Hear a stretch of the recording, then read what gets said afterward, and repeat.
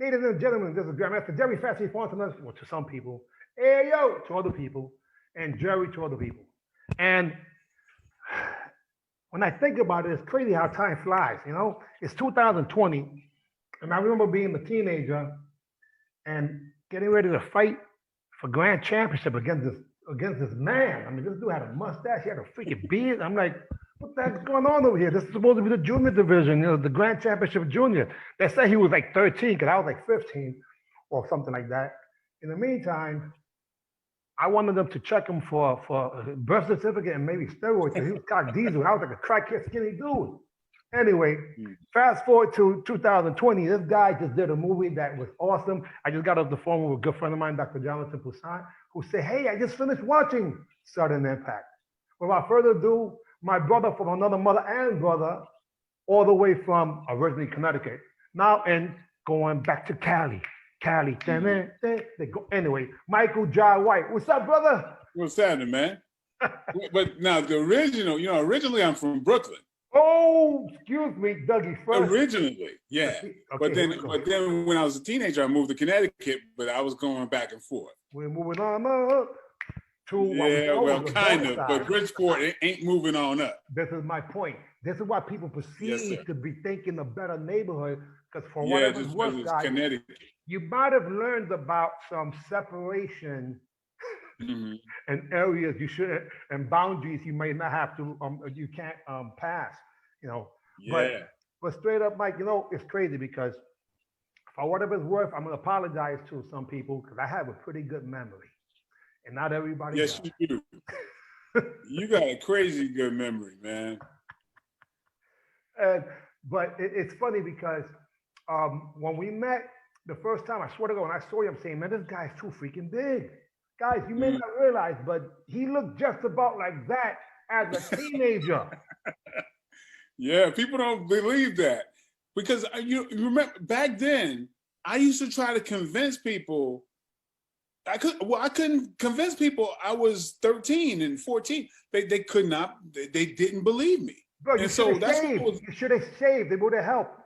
No, well, but you only had a little whiskers, not a lot of whiskers. I had a deep voice, but it actually was great because for the ladies, all the right? women, yes, sir, yeah. All I had to do was learn how to keep my mouth shut and act like I know what they're talking about. I just that also could be a reason why me being a father at 17, I was a late bloomer because of that. Possibly. I was a father at 15. Well, that's what I'm saying. So we were fathers the same. We were a father the same year. Because for whatever it's worth, guys, believe it or not, that guy there is slightly younger than me. I'm 54 years young. I believe he might be 52 pickup coming soon, give or take, or something like that. Yeah, man. I mean, I remember I was doing boxing at PAL, and I was 13, and they were like, no. You are not fighting regular 13-year-olds. Forget it. Yeah, so I was fighting men early, and when remember I wasn't from Oyama's, right? So we had a lot of Japanese instructors. So they'd be in from Japan, and there's a certain point where the kids class you go home, and they wouldn't tell me to go home. They had me fighting with training with the adults. And it was like, oh my God, I got away with it.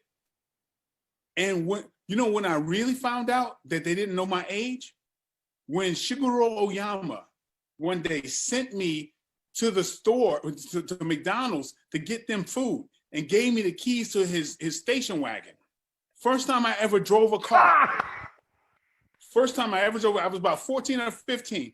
I was like, us. And because he thought I was a man. Hey, that makes me laugh because Les Brown had a similar story because he didn't even have a driver's license, but he was driving like he had some. Like you did the same thing. Thank God you didn't crash.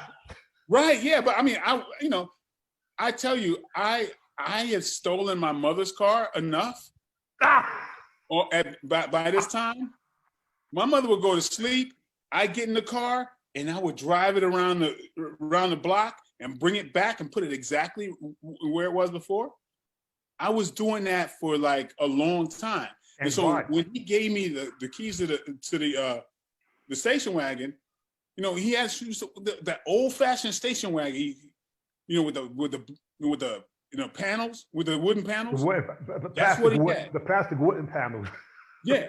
And so I would, you know, it got to the point where I was doing that. I was going out for, you know, like little errands. And I was like, oh my God, they think I'm a man. They think I'm a grown man because I was so bigger than all of the other Japanese. Oh so my God. that was a blessing. A blessing in disguise because you were able to step up to the plate. And most people could not do that. For whatever it's worth, guys, again, Mike being a little, and I apologize. I always call him Mike White. I knew Mike White.